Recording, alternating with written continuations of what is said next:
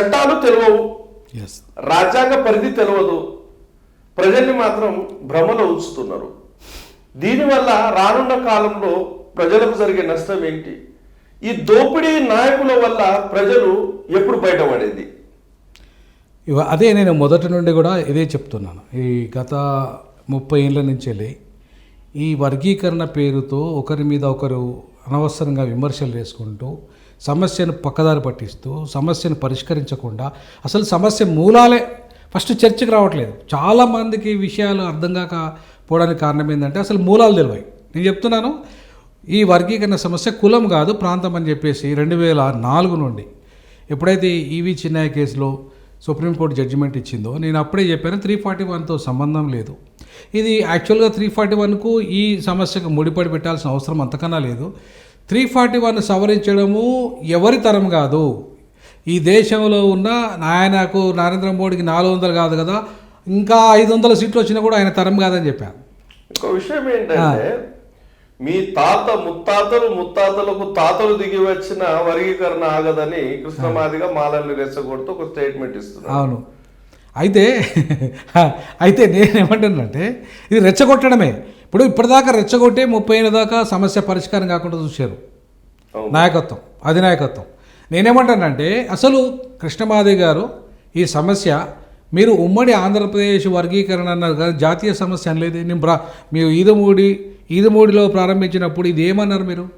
ఇది ఉమ్మడి ఆంధ్రప్రదేశ్ వర్గీకరణ సమస్య అన్నారు, అవునా కదా? ఇది ఇప్పుడు జాతీయ సమస్య ఎందుకు అవుతుంది? అవును, జాతీయ సమస్య అన్నప్పుడు కదా 341 వచ్చేది. అవును, ఇది ఉమ్మడి ఆంధ్రప్రదేశ్ సమస్య అన్నప్పుడు ఉమ్మడి ఆంధ్రప్రదేశ్ రాష్ట్ర పరిధిలోనే చట్టాలు ఉన్నాయి, రాష్ట్ర పరిధిలో పరిష్కారాలు ఉన్నాయి, అక్కడితోనే పరిష్కారం క్లోజ్ అయిపోతుంది. దీన్ని జాతీయ సమస్యగా తీర్చిదిద్ది ఎవరు? అసలు జాతీయ సమస్యగా ముడిపెట్టింది ఎవరు? దీన్ని ఒకటి ఫస్ట్ ప్రశ్న. రెండవది, ఈ సమస్య కేవలము నేనేమంటానంటే ఇది కులం మధ్య వచ్చిన సమస్య కాదు, ఇది ప్రాంతాల మధ్య వచ్చిన సమస్య. ఇది ఆంధ్ర, తెలంగాణ, రాయలసీమ ప్రాంతాల మధ్య ఉన్న అసమానతల కారణంగా ఎట్లయితే ప్రత్యేక తెలంగాణ రాష్ట్రం ఉద్యమం ఏర్పడిందో అదే అసమానతల కారణంగా వర్గీకరణ ఉద్యమం కూడా మొదలైంది. బెస్ట్ ఎగ్జాంపుల్ మీకు చెప్తాను నేను. ఈ సమస్య పుట్టింది ఇక్కడ ఈదుమూడిలో, అంటే ఉద్యమం స్టార్ట్ అయింది ఈదుమూడిలో. ఈ సమస్యలో నాయకుడు ఎవరు? తెలంగాణ ఆయన. అది మాలైనా మాదిగా అయినా ఇద్దరు కూడా తెలంగాణ వాళ్ళే. సో వాళ్ళకున్న అవగాహన ఏంటిదంటే ఆయనకైనా ఈయనకైనా చాలా ఈ రిజర్వేషన్ల అసలు మూలాలే వాళ్ళకి అర్థం కాలే. నా దృష్టిలో ఇద్దరు నాయకులకు కూడా ఈ రిజర్వేషన్లు రిప్రజెంటేషన్లో భాగంగా వచ్చినాయి ఇవి కేవలము ఎవరో దయాదాక్షిణాల మీద రాలేదు, లేకపోతే ఈ గాంధీని ఎవరు లేదంటే గోల్వాల్కరు వాళ్ళ అయ్య తాతలు తెచ్చింది కాదు.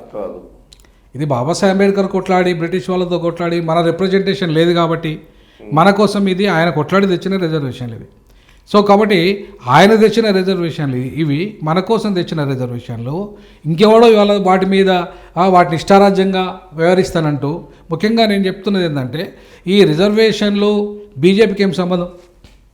సంబంధమే లేదు. అసలు ఏం సంబంధం? అసలు బీజేపీ సంబంధం పక్కన పెట్టండి, బ్రిటిష్ వాళ్ళతో పొట్లాడి రిజర్వేషన్ సాధించుకున్నారని మీరు అంటున్నారు.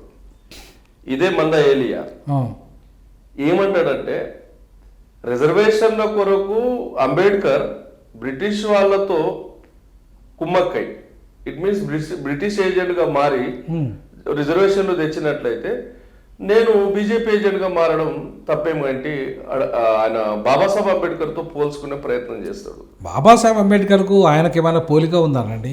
ఒక మాట చెప్తా, ఆయన చదువులో పోలిక ఉందా? క్యారెక్టర్లో పోలిక ఉందా? కమిట్మెంట్లో పోలిక ఉందా? ఎందులో పోలిక ఉంది చెప్పండి? ఎందులో పోలిక ఉంది? బాబాసాహెబ్ అంబేద్కర్ సొంత పార్టీలు పెట్టిండు. ఆయనే మొదట షెడ్యూల్ కాస్ట్ ఫెడరేషన్ పెట్టాడు,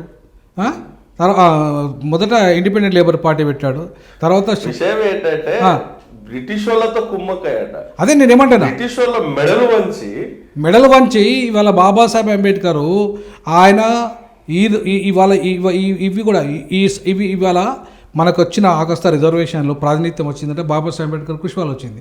ఆయన బ్రిటిష్ వాళ్ళ మెడలు వంచడం వల్ల వచ్చింది, బ్రిటిష్ వాళ్ళతో కొట్లాడడం వల్ల వచ్చింది.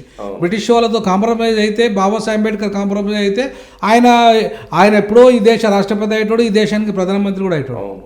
అంటే ఆ స్థాయి అయినది, అవునా కదా?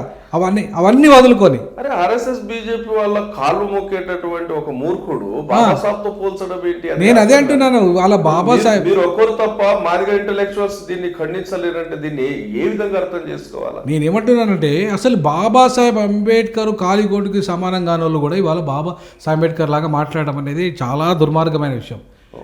నేనైతే ఆ విషయంలో ఎట్టి పరిస్థితుల్లో ఒప్పుకోను. ఇవాళ మొన్న సుప్రీంకోర్టు జడ్జిమెంట్ వచ్చిన తర్వాత ఇదే మధుకృష్ణ గారు మాట్లాడతారు ప్రెస్ క్లబ్ బషీర్బాగ్లో. ఏమని మాట్లాడతారంటే, నాకు ఈ బీసీల లాగా ఏబీసీడీలు అయితే అనుకొని నేను ఉద్యమం స్టార్ట్ చేసిన, ఏంది బీసీల లాగా ఏబీసీడీలు ఎస్సీలకు కూడా కావాలని ఉద్యమం స్టార్ట్ చేసిన, దీనికి జాతీయ స్థాయి సమస్యగా ముడిపడి ఉంటుంది 341కు, దానికి 2/3 మెజారిటీ అవసరము, దానికి ఇంత పెద్ద చట్ట సవరణ ఉంటుందని నాకు తెలియదు, కాబట్టి సింపుల్గా నేను బీసీలకు ఎట్లయితే ఏబీసీడీ అయిందో వాళ్ళకు మాకు కూడా కావాలనుకోవట్లని అన్నాడు. అంటే చట్టం మీద ఏమాత్రము అవగాహన లేదు, గౌరవం లేదు, అవగాహన లేదు. 30 ఏళ్ళు ఇప్పటిదాకా మాదిగల్ని మోసం చేశాడు, లేదా దళితులను ఇవాళ రెచ్చగొట్టాడు అని చెప్పేసి అనడానికి అదొక పెద్ద నిదర్శనం. వాడ అర్థమైందా? ఇంకోటి నేను ఏమంటున్నానంటే వాళ్ళు క్లియర్ గా ఏమంటున్నారు, కామ్లేలా బీసీలకి ఇంకోటి బీసీలు రాష్ట్ర పరిధిలో ఉంటాయి. అవునా? ఇప్పుడు యూనియన్ లిస్ట్లో బీసీలు లేరు, స్టేట్ లిస్ట్లో బీసీలు ఉన్నారు. కాబట్టి స్టేట్లో ఏబీసీడీగా చేసుకునే అధికారం స్టేట్కి ఉంది. యూనియన్ లిస్ట్లో ఉన్న ఎస్సీ ఎస్టీలను స్టేట్కి ఏం అధికారం ఉంటుంది? అదే కదా చెప్పింది సుప్రీంకోర్టు ఈవీ చిన్న కేసులో చెప్పింది అదే కదా బాబు. రాష్ట్ర పరిధి కాదు ఎస్సీ ఎస్టీలది, రిజర్వేషన్ల వర్గీకరణ కానీ ఎస్సీ ఎస్టీల విషయము అది 341తో సంబంధం ఉంటుంది, అది పార్లమెంట్ చేయాలి, అది 2/3 మెజారిటీ లోక్సభలో ఉండాలి, 2/3 మెజారిటీ రాజ్యసభలో ఉండాలి, అట్లాగే 50% అసెంబ్లీలు తీర్మానం చేయాలి దానికి అనుకూలంగా అని చెప్పి కదా కొట్టేసింది, నీకు అధికారం లేదని చెప్పేసి. అంతే కదా? సో దాని విషయంలో మందకృష్ణ గారు నిజంగానే ఆ విషయంలో 2022 వరకు కూడా ఆయన ఆ కేసు గురించి ఛాలెంజ్ చేయలేదు. పంజాబ్ కేసులో ఇంప్లీడ్ అయ్యాడు. అవును కదా?